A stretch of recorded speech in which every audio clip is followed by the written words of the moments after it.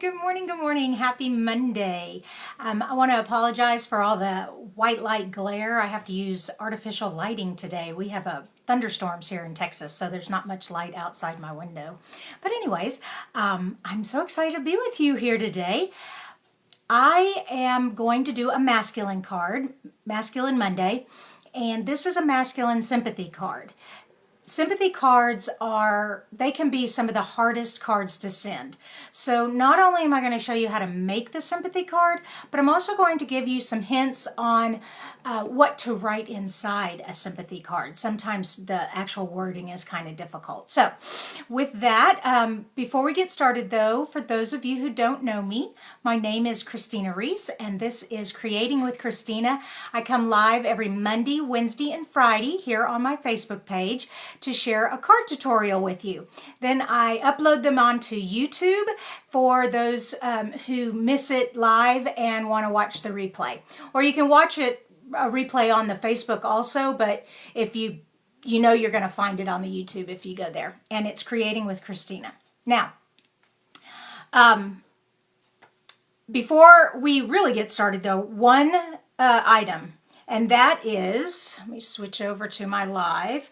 That is the card class. So my July card class, Artistry Blooms card class by mail. Today is the last day to order.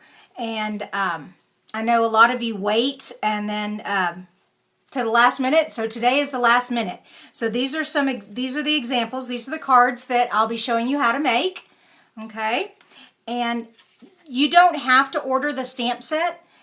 Any large floral stamp set will do with this card kit. But if you want to, there is an option. This is the stamp set that we are using along with the dies there. Okay. You get the pack of the sequins. You get these beautiful, whoops, they're going everywhere, colored adhesive back sequins. They're beautiful. You get a half sheet of this gorgeous glimmer rainbow paper. And then you get half a pack of the Artistry Blooms paper. And let me just flip this. Hey, good morning, Kim, and good morning, Debbie.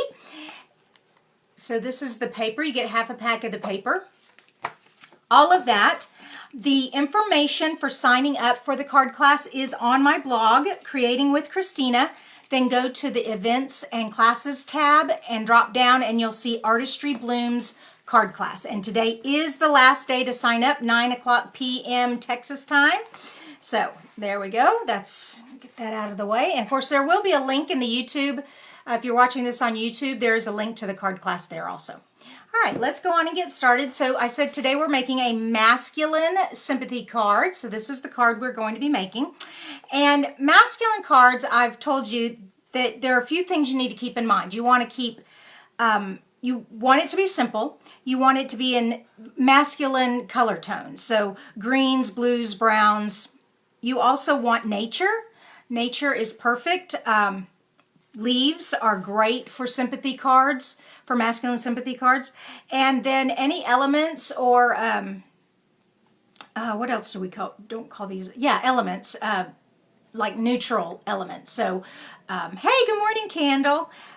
Twine is great for a masculine sympathy card. All right, so let's go on and get started with this. The first thing we're going to need is our card base.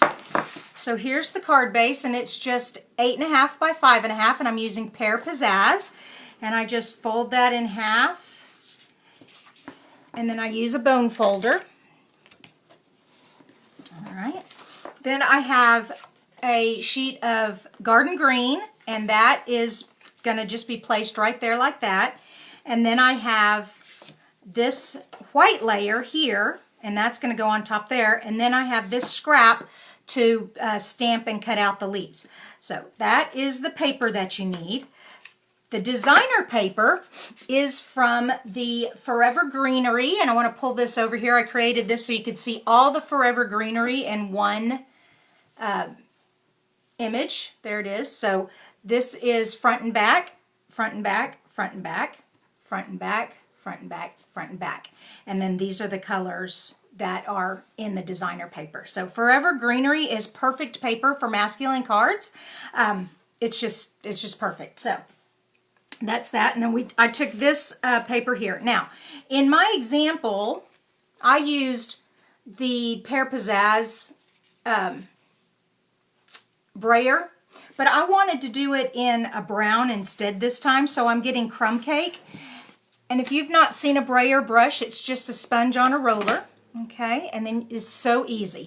You just take the brayer, sponge brayer, and roll it in the ink, and then just roll it on your paper, okay? And this is just going to give the paper some, a different look. Instead of so white and stark, it's going to kind of tone it down some, okay? And you want to go in all directions. There we go. All right, so let me show you the difference. Get the other white one out here.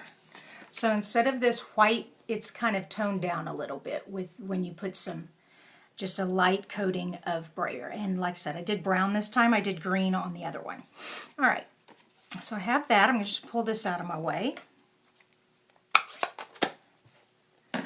All right, I'm going to cut 3 1 3/8 square. And this is from our Layering Squares dies. It has scallop squares and straight edge squares. So that I'm sure to get, I mean, I could do it with a paper cutter also, but this way I can like place the square over the part of the leaf that I want. Okay, does that make sense? All right, let me get my cutter here. And a lot of people ask me what my cutter is. I can't really lift it up in the camera. It is a Tim Holtz Sizzix Vagabond 2. It's an electric cutter, so makes it a little easier for me. And I'm just going to do this 3 times though, so be patient with me. Oh, I forgot to say, how was your 4th of July weekend, you guys? I hope you had a wonderful 4th of July weekend. We did. It was sunny one day and rainy yesterday, so actual 4th of July was sunny and nice. And yeah, that'll work. Whoops, my little square got out of the way. Yeah, so did any of you go watch fireworks? My husband and I, we can see fireworks from our front yard. We saw a couple. It wasn't, most people were just doing it in their yard, and that was kind of annoying, but because it bothers the kitty cats, and I'm sure people have dogs, it bothers them, but that's kind of how it was. I think all over America this year, everybody shooting off fireworks in their yard, even if it is against city ordinance. All right. Okay, so now I have my 3 squares. Push that out of the way. And I'm just going to take my white layer first.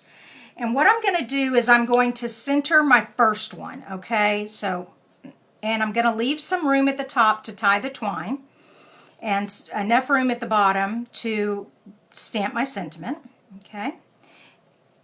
Let me get some adhesive here.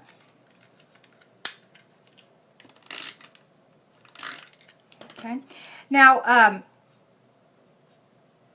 this is easier with grid paper, but I tend to just eyeball it. I'm not a real stickler on perfect, but if you are, get out your grid paper and just line that up and just put that right in the center, okay?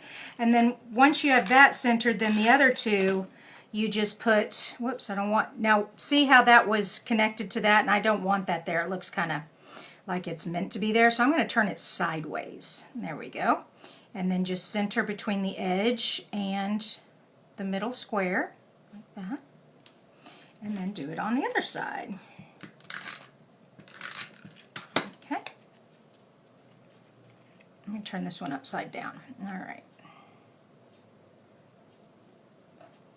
Okay. All right, so we have our 3 squares, and you can see I didn't do a very good job centering it. This one is really close to the edge. This one's really far away from the edge. So if I was going to be a real stickler about it, I could, like, you know, try to lift this up real carefully. Our adhesive is super sticky, so sometimes this doesn't work. And put that a little closer. There we go, and then take this one. Yeah, like I said, if you do it real slow, sometimes you can get it up. Okay. There we go, that's better. Okay, that looks more centered. Great. All right, so we have that part. The next thing we need to do is stamp our sentiment. So remember, we're using neutral colors, masculine colors, and so I'm using the crumb cake for my sentiment. Okay, there we go. And now I'm going to glue this onto here. Where is my glue?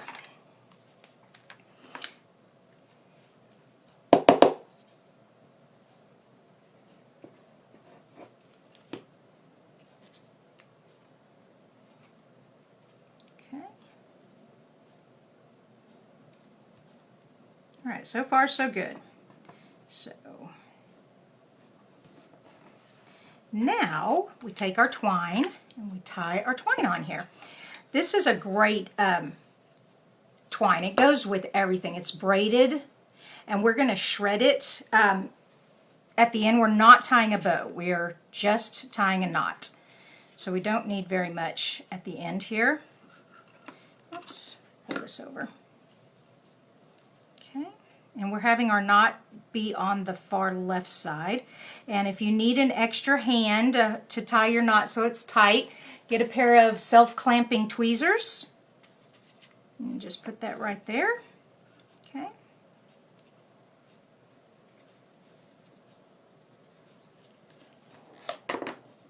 And voila. And then clip this off. Okay. So you can see here the twine is braided. We are going to shred it. So we just take our fingers and we just pull the braid apart, and then we just kind of pull them out of, like I said, it's a woven braid, so you have to kind of unbraid it. All right, and I try to unbraid it all the way to the bottom. Okay.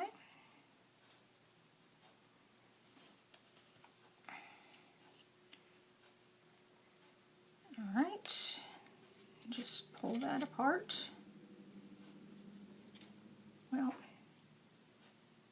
I need like a, oh, I know. Where's my pick tool? Yeah. Here we go. Just use the piercing tool and get in there and shred it. There we go. Okay, so there we go. We have our string nice and frayed. All right, so far so good. Now this goes on here.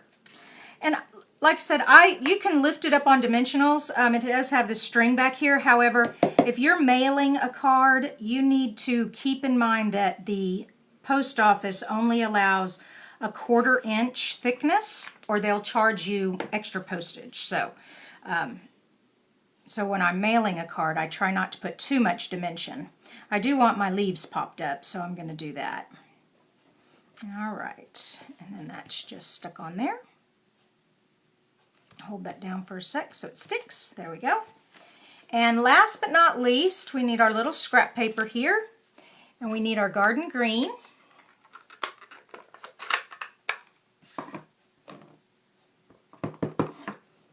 And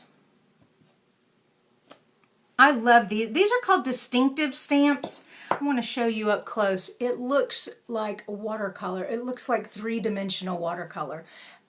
They're so beautiful. We have a lot of them in our catalog. If you're looking for them, they're spelled D-I-S, and then I-N-K is in bold letters, and then T-I-V-E, distinctive stamps. Anyways, they're beautiful. All right, we have a die that will cut this out really fast for us.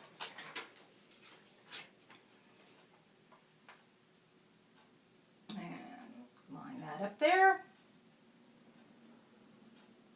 Okay.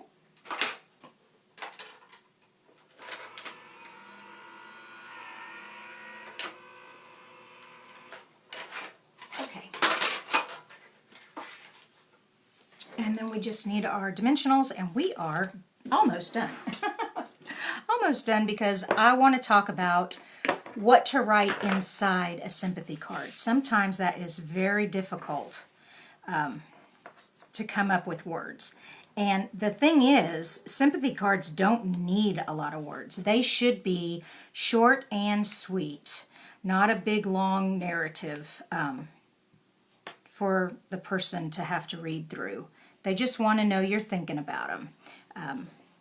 If you want to have a nice, you know, if someone's super close to you, that's a little different. And those are a little easier to write anyways. But this is just for someone who maybe your friend is very close to you, but it's their parent or sibling who you didn't know. And so you don't really have any stories about the person who's passed away, but you have a close relationship with your friend. And so those are hard ones to write. And so my 3 tips are, this is when you are writing inside a sympathy card. The first thing is, say you're sorry. I mean, and you can say it as sympathy or condolence or sorry for your loss. But the first thing you want to do is say you're sorry. And the second thing you want to say is that you're thinking about them. So your thoughts and, you're in my thoughts and prayers, or I have been thinking of you since I heard the news, that kind of thing. And then the third thing is just offer your help. If you ever need, if you need anything during this time, or if you just need an ear to listen or a shoulder to cry on, I'm here for you. And that's it. That's all you need to write. So 3 things: say you're sorry, say you're thinking of them, and offer help. And you will have beautiful sympathy cards, and people will really appreciate them. Now, speaking of writing inside cards, for those of you who are members of my newsletter, so when you sign up for my newsletter, I send you a PDF file of 43 verses to write inside your greeting card. So they're different subjects, like there's birthday ones, there's sympathy ones, there's get well ones, there's just encouragement ones. There's a lot of different little snippet verses that you can handwrite inside your card if you can't think of something to say. And then you can take like all of them and just kind of rewrite them in your own words and make up your own verse to write inside the card. So if you have not signed up for my newsletter, please do so, and I will send that PDF for you. Also, my newsletter, I always send a free card tutorial for that week. It's exclusive just to my email subscribers. I don't share it on any of my social medias. So that is something I do for you. And of course, the newsletter includes information about my classes, about what Stampin' Up's doing, any promotions, anything like that. So I love you guys. You guys are so awesome. I want to make sure I didn't forget anything. Oh, right. Don't forget about my card class. Sign up ends today. So if you have not signed up for it and you wanted to participate, here are the cards that you'll be making. And the link to this card class is on my blog, creatingwithkristina.com. And then go to the tab Cards and Events, and you will see Artistry Blooms Card Class by Mail. Okay?